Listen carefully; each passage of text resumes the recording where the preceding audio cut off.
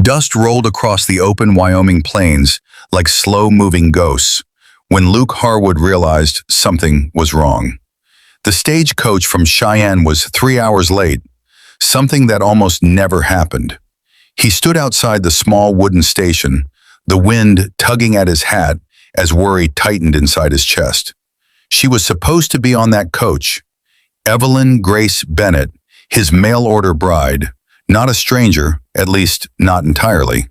They had exchanged letters for 7 months, letters filled with gentle hopes, small jokes, quiet dreams.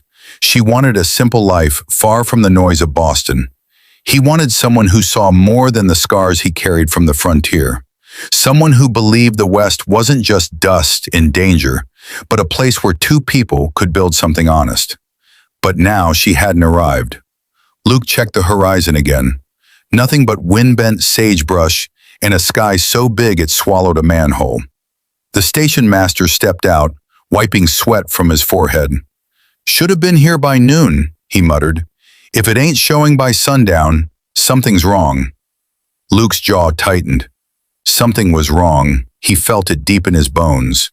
The same instinct that had kept him alive in gunfights and stampedes. He saddled his horse Shadow and started riding east along the coach trail. The sun dipped lower, painting everything gold. Coyotes yipped in the distance. The trail was quiet, too quiet. 2 miles out, his horse snorted and stopped. Luke spotted something scattered in the sagebrush.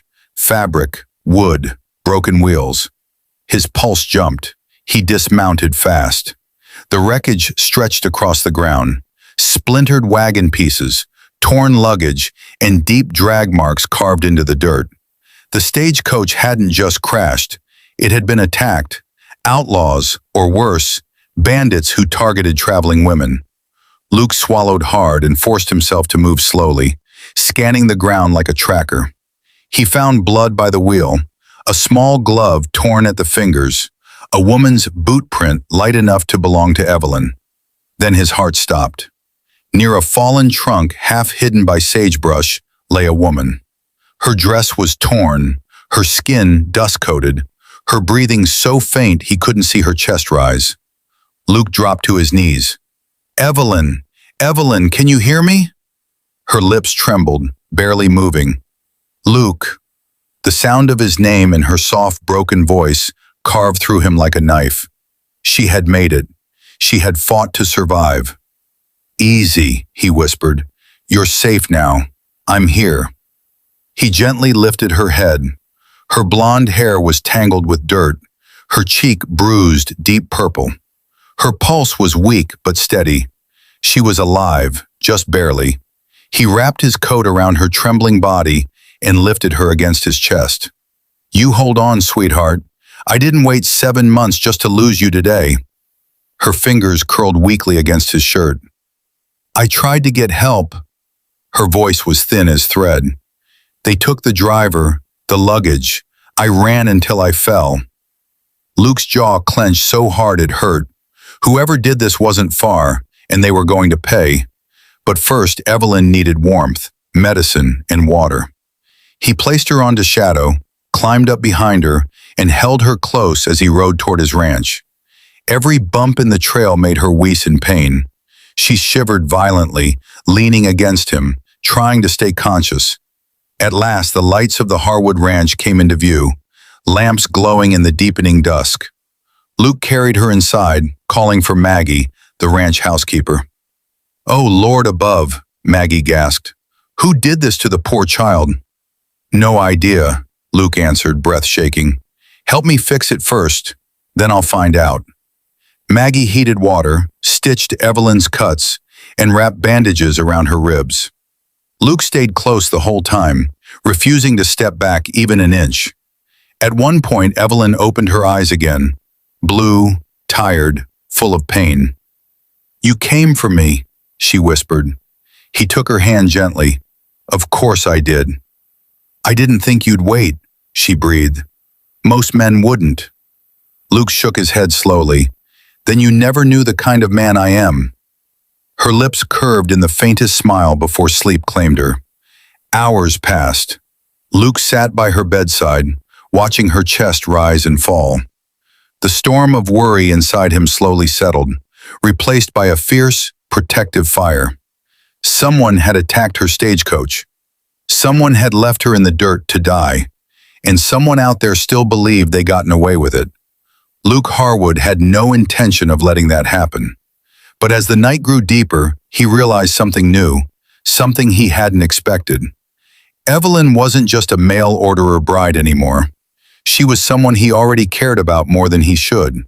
Someone he was ready to fight for, bleed for, kill for if he had to.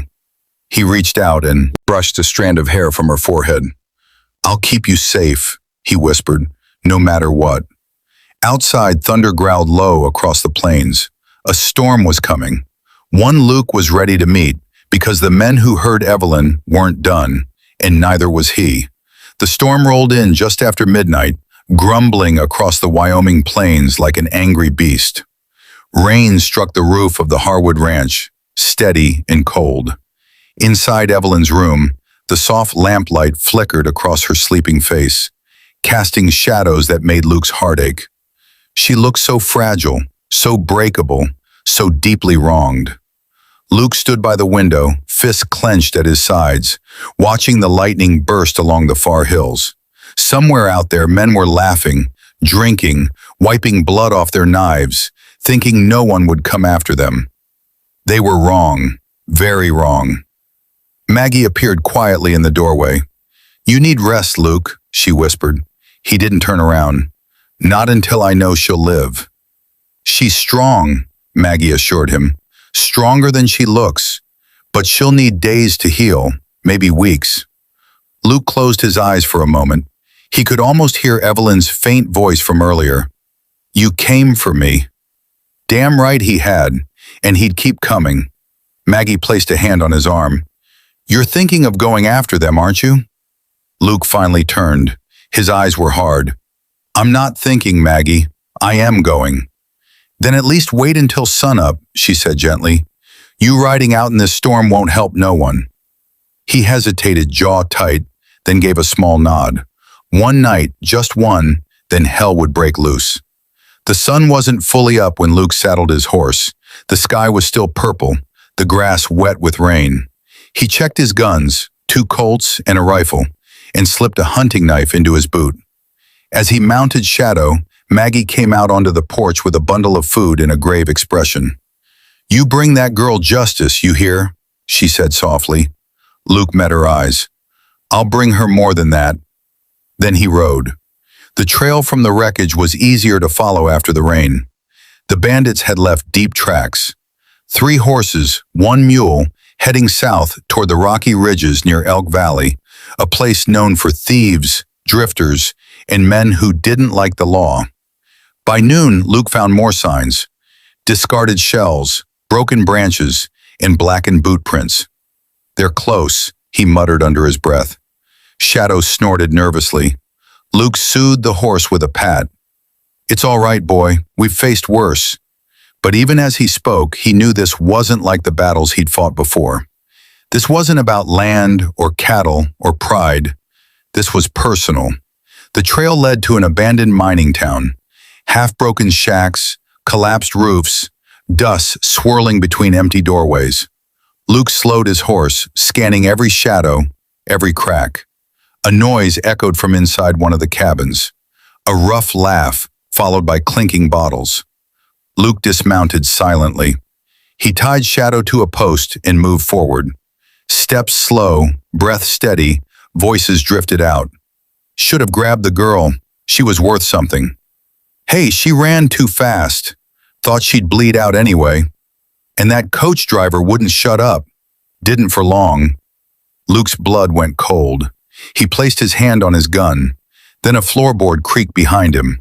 Luke spun just in time to see a man lunging with a knife. He ducked, grabbed the man's wrist, twisted hard. The knife dropped. Luke punched him across the jaw, sending him crashing into the dirt. Another man burst out of the shack with a shotgun. "Hey!" Luke dove behind a barrel as the shotgun blasted, wood splintering inches from his head. He rolled, fired 1 shot. The man fell. The first bandit scrambled away, limping toward the saddle of a tethered horse.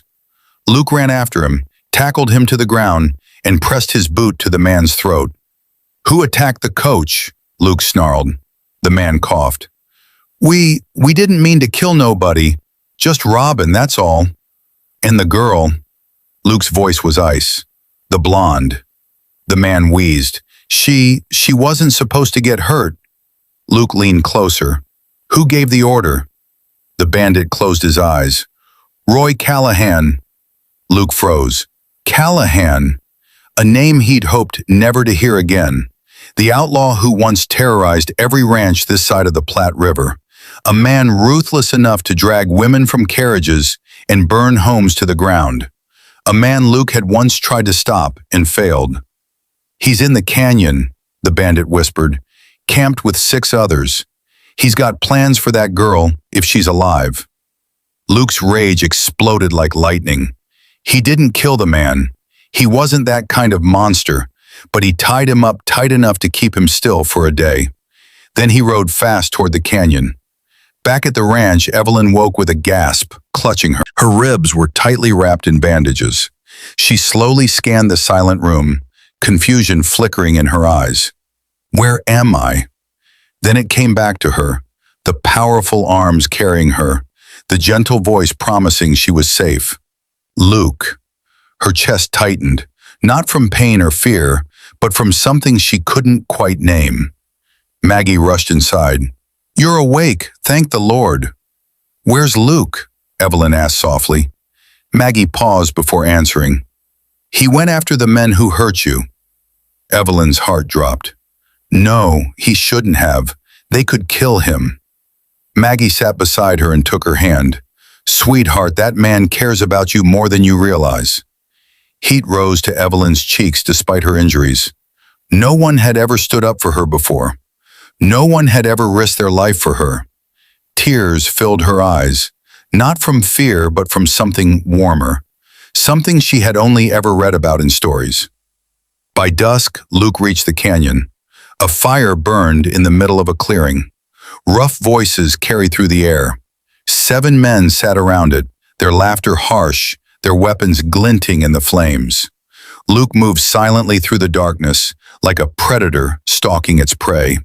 He had no strategy, only determination and a rage hotter than the fire before him. He climbed over the rocks carefully, closer and closer. Then one voice cut through the noise, a voice he knew too well. Roy Callahan. Tall, scarred, a black hat shadowing his face.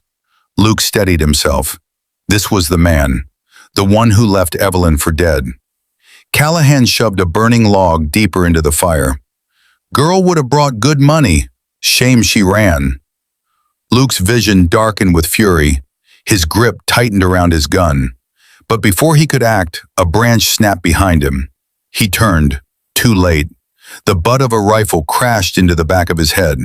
A flash of white pain exploded through him as he dropped to his knees. The men dragged him into the firelight. A boot struck his ribs. Another hand tore the weapons from his belt. Callahan stepped forward, smirking. "Well, well, Luke Harwood." Luke spat blood onto the dirt. "Coward." Callahan chuckled. "You rode all this way for some mail-order bride?" Luke's jaw hardened. "She's worth more than you'll ever be." Callahan crouched down, his voice turning cold. "After I'm finished with you, maybe I'll go see her myself, if she's still alive." Luke lunged forward in blind fury, but a rifle slammed into his back, forcing him face first into the ground. Darkness blurred his sight. Pain throbbed through every limb. "Tie him up," Callahan ordered. "We'll deal with him at sunrise."